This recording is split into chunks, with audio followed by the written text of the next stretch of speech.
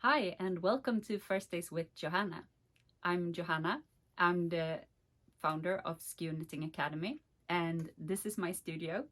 This is the place where I dye some yarn and share various knitting content with you.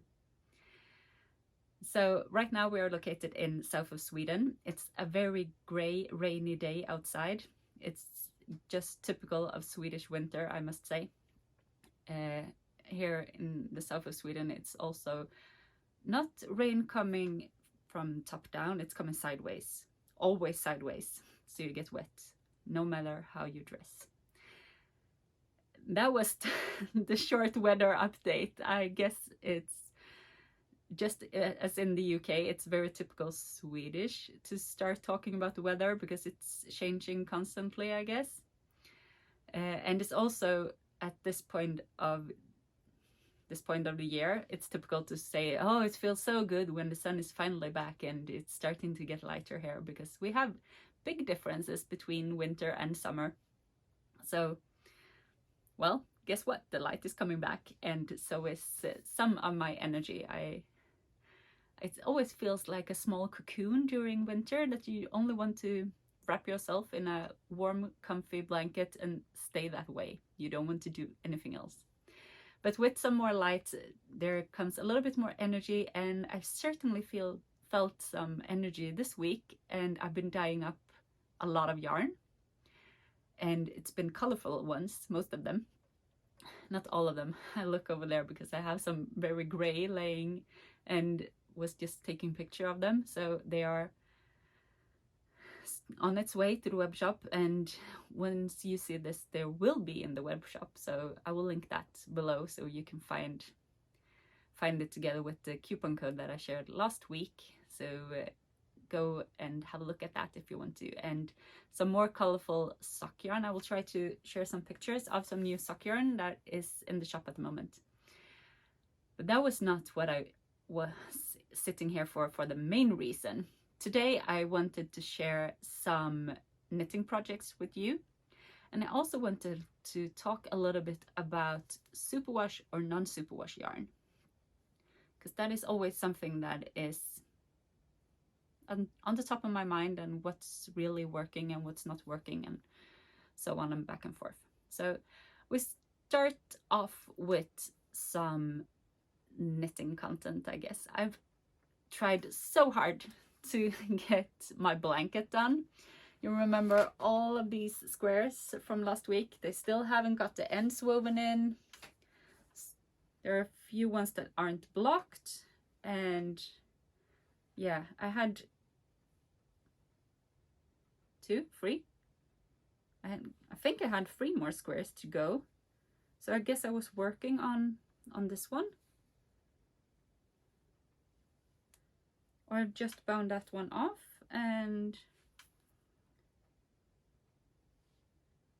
but this was the second last or third last one. So I don't know if you have seen this one. It's some green speckles with a more solid green, complete with the border. And then I have 9 more squares in here, different colors, all of them. And just before I went out there, because I'm actually a little bit late filming this, because I really wanted to get this square done, and I did get it done. But this is the second last, so this have been ready for a couple of days. And yesterday I cast on the last square, and guess what? I bound it off just before podcasting. So here it is. It looks really wonky at the moment, but you know it gets better once I blocked it. So here we have this called Gunpowder, and this speckle haven't really gotten a name yet, but I really like it. So I think I'm gonna go ahead and dye up some more. It's very variegated. It's not really speckled, it's more variegated, with some blue in all of this green too. And I really like it, so let's see what yarn it ends up on. Yeah, so now I only have some contrasting or main color, I guess, because you have 24 minutes going into the blanket, and then you have 1 solid color. or base color. So I have this one left, and I will seam all the squares together, and I will make the final half of the border. But yeah, I've been so dedicated to finish the knitting on this project so I can start on something new, right? Because you always, the new shiny thing, you want to cast it on immediately and you want to go running to it to actually get to it. But sometimes you need to finish up some things before you can start on the next. So now I'm done with the knitting. I have some seaming to do, I have some more blocking to do, and then, yeah, of course, knitting the border, but it comes after the seaming. So I will start with doing that. You can use any kind of yarn you want for this blanket. It's suitable for any weight as well. I've knitted on 4.5mm needles. So I guess you can take, or if you want solid squares going, you only need 12 colors plus a border color. A color for the border, I guess. And I've been putting together some kits with 24 minutes and a contrast, just like my advent calendar, but it won't be packed up like the advent calendar in small bags and numbers on and everything. So you will just get the minis and the contrasting, or the main color. And yeah, it will be in the shop during the next couple of weeks, because I still have some more packing to do before I can let you get a hold of it. And well, I said I only been knitting on 2 things, so it's not completely true, because I did put 2 rows or rounds in this sock, and now I'm opening a zipper. So let's see, I put 2 rounds on this never-ending sock, and I guess you have seen it before. It's a sock, it's my second sock out of Wool Kitchen yarn. So this is her colorway Cosmic Girl, and the base is BFL Bamboo. So I'm trying out to see if bamboo wears well. I've knitted them cuff down with a strong heel that I modified for my own measurements, and with a normal wedge toe that's also calculated based on my measurements. And I've been knitting them on a small 9-inch needle, and it's not my usual way to go, so it's have been taking forever, I must say. But that is because I've seen some new shiny projects and maybe worked a little bit more on them. So I'm in between if this one will take some more time now, or if I need to finish something else before I can go back to this one and actually get it done. It's only half a sock. It shouldn't be taking me so long, but it does at the moment. And the second thing that I worked so much on is this test knit that I'm doing for Janeysknittary. This is a pattern called Mix It Sweater in the kids size. So I'm knitting the 10-year-old size here. And as you can see, I was here on the body last time we spoke.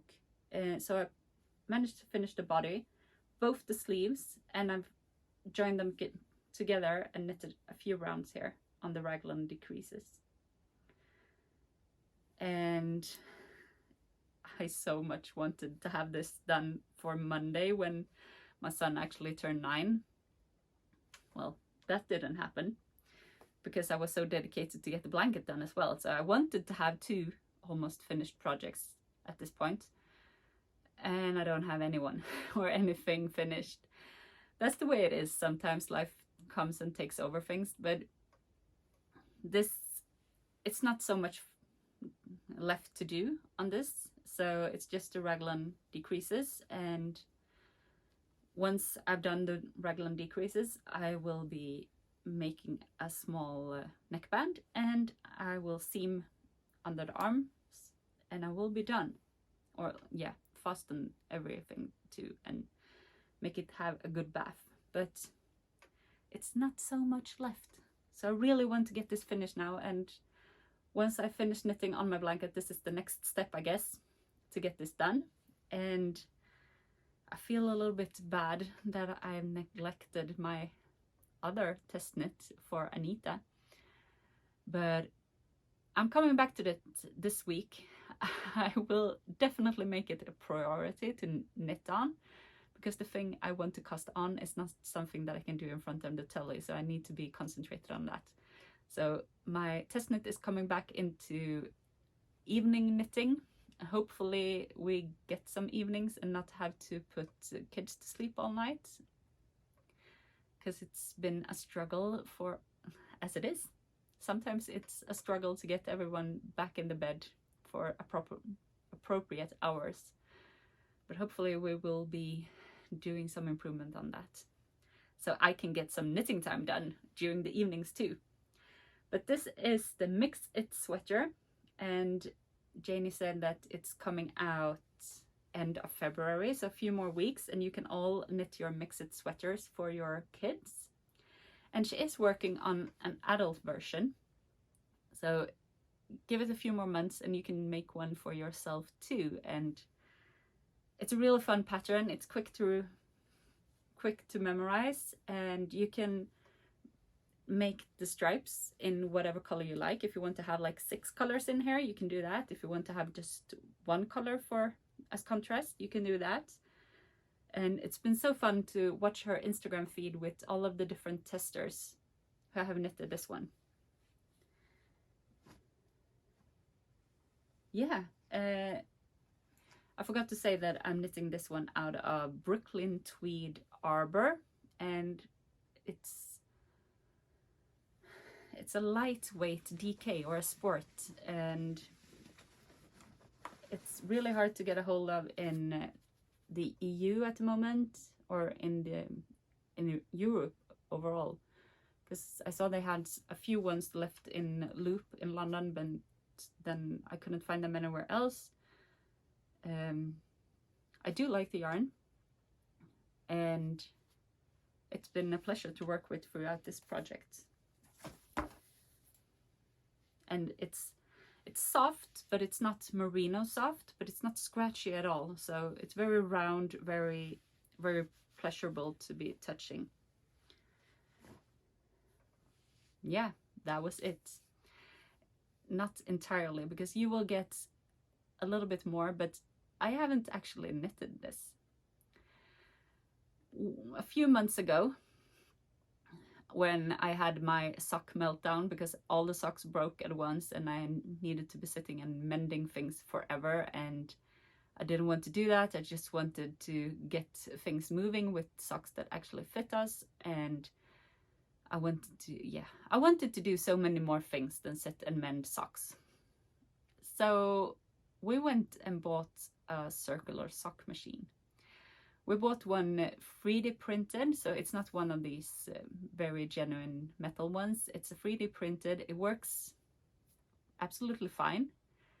I have been experimenting a little bit with it, and for the purposes we have for it, I guess this one is absolutely works 100%.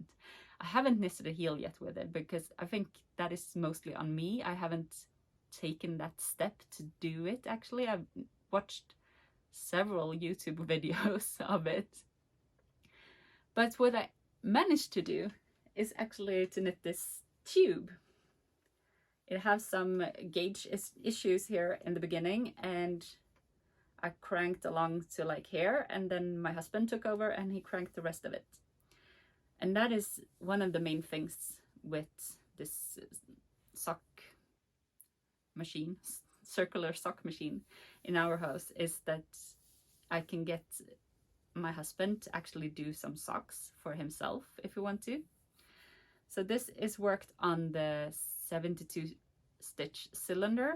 It's quite tight gauge, and yeah, I have some left over here to knit toes and heels and cuffs on it, but I'm a little bit worried since he have this very big instep. I'm worried that these socks will be wearing thin really rapid. So now I'm debating, going back and forth. Can I knit a few stitches, or maybe do the leg on the circular sock machine, then take it back to my hands and do the heel and the gusset, and then finish it off by taking it back to the machine and knit the rest and the toe on the machine, because that will actually provide the best fitting sock for him, I guess. But it's an experiment, and we shall see where we end. And yeah, this is actually one of the new colorways that will be coming out in the shop. It's called Blue Mist.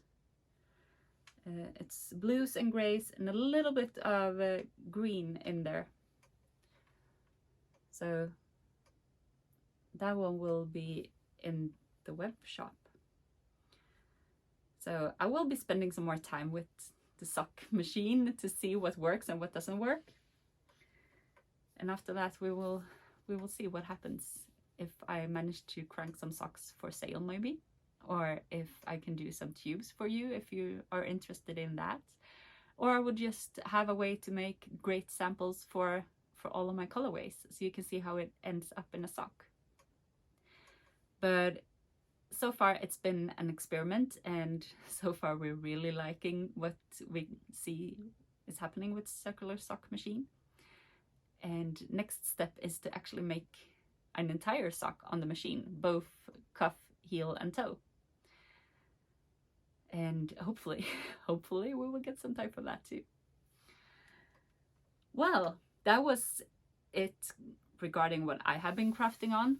And before letting you all go, I said that I wanted to have a small talk maybe about superwash yarn or non-superwash yarn. I have been saying that in the brand of Skew I only have non-superwash yarns, because I think I use almost non-superwash yarn for everything I knit, except for some socks. That is the only place where I use superwash yarn. But my sock yarn is a non-superwash, so everything that I knit with my own sock yarn, that is non-superwash, even for socks. So everything I knit, I still put it in the washer, but I use the wool cycle on my washer, and I've tested it. So it's really important before you put in your big cardigan or whatever you want to have in your wash, before you put that one in your washer, try out something small that you're not afraid if it will felt, because sometimes some washers doesn't really mean a wool or a delicate cycle, and it can felt anyway. But my washer is okay. I put in a lot of things in there, and so far nothing have felted. But I'm debating going back and forth about the superwash yarn, because I know a lot of people still want to have superwash yarn mainly for socks, because I would say for something that you wear skin tight, it's a more natural feel to have it a non-superwash. And non-superwash doesn't mean that it has to be rough or rustic. I know this yarn, the number 1 yarn in our shop, that is very rustic, and it's not something that I would like to have as a cardigan or something. I mean, I have hats in it and it wears fine, and I have it was too far away to reach. I have this big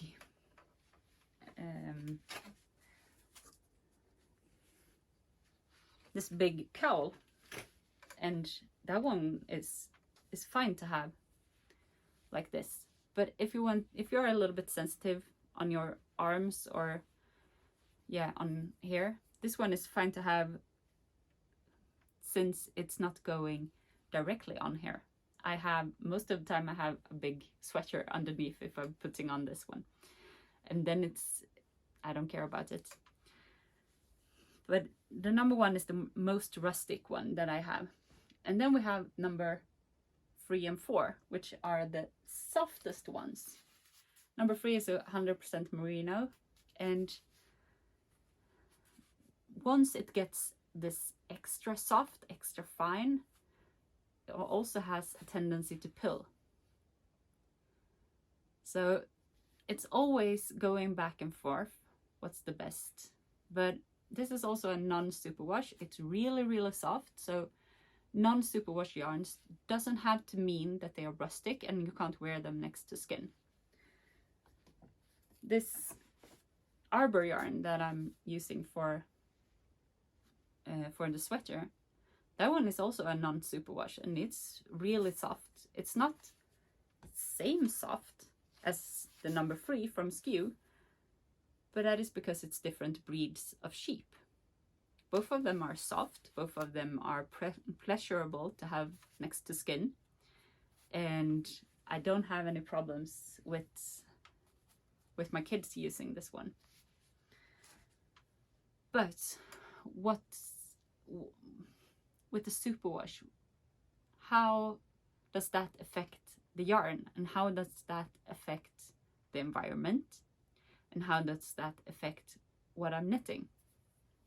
Well, superwash is most of the time something that you put over the yarn, a thin plastic coating that you put over the yarn, or you essentially burn with some different chemicals the scales away from the yarn.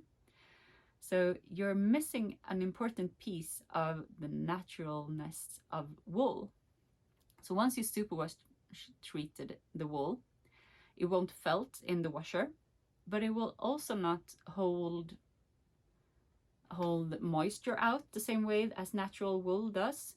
It's actually letting moisture seep through. So if you have heard this, I can almost wear only a wool jacket when going out when it's misty and grey and foggy or whatever, and it's just sitting on top, I don't get wet. Maybe not in pouring rain, but once it's a little bit like in between weather, then if you go out in a superwash jacket, you won't have that feeling, because everything will fall through, because the scales in the wool yarn, it's actually rising and closing itself depending on how much moisture there is outside. So the wool is not living and breathing, but it's reacting to the environment around it. So once you use a non-superwash wool for this, you will get the same naturalness as the sheep have. And the sheep doesn't get that wet when it's raining, because it has its wool that's putting all of this help to keep the moisture out. And that is why I say go ahead and try to knit as much as you can with a non-superwash wool, because you get more natural feeling, and it will help with moisture, and it will also help you regulate your body heat better, since it's reacting to heat and differences in its environment. It's also reacting to your heat. So once you get a little bit too warm, it helps releasing that warmth. But if you have this superwash, it's essentially being dressed in any kind of clothing that involves plastic in most cases. It doesn't breathe the same way, and you can get really hot, and it's not helping to be wearing wool because it's superwashed. So with all of that said, I still can see that superwash has its place, and I can see that superwash can be good for maybe socks that you don't want to felt, because it gets a lot of wear in your shoes, and a non-superwash yarn will felt. If it's moist and heat and it's rubbing, then it will felt, and that can cause problem for socks, especially if you're a hard wearing person on your socks. Then superwash can help with that. But you should also know that you're missing out some of the wonderful qualities with superwash sock yarn, because it will feel a little bit more damp, because it's not absorbing the moisture the same way that a non-superwash will do. So you have to weigh everything back and forth, I guess. And I will say for the environment, it's so much better to buy non-superwash wool because it hasn't been treated in any way. You haven't added chemicals for it. And even if we put dye on it, or even if we have washed it and everything, you're skipping that part where you actually put chemicals in the work of making it superwash. So the dye process doesn't affect the scales of the wool, and you will get essentially the same qualities after dyeing as you had before. So with treated wool or superwash wool, we mean the wool that's actually been through the superwash process and not the dye process, because that is two different ones. And yeah, I guess that was about it for my rant about superwash and non-superwash wool. And at the moment, all of the yarns in the SKU brand are non-superwash, and I am going back and forth if I should add some superwash sock yarn, because that is a place where I can see the benefits of it, and it would be fun to dye on some superwash yarn too, because it's a little bit different in the dye process. It takes dye a little bit differently. So some of the effects that you can get on a superwash yarn is a little bit harder to achieve on a non-superwash yarn. So I'm going back and forth here. But we will see what we end up with. And if you have any comments about this, would you like to see a superwash sock yarn in the shop, then please let me know. Or if you have any other thoughts about superwash or non-superwash wool, or superwash yarn or non-superwash yarn, and what you're experiencing with it, then please let me know. Chat down below or send me a DM. I'm always open for some more chats. So with that, I think I'm gonna sign off, and we'll be seeing you in a week approximately. Until then, happy knitting. Bye.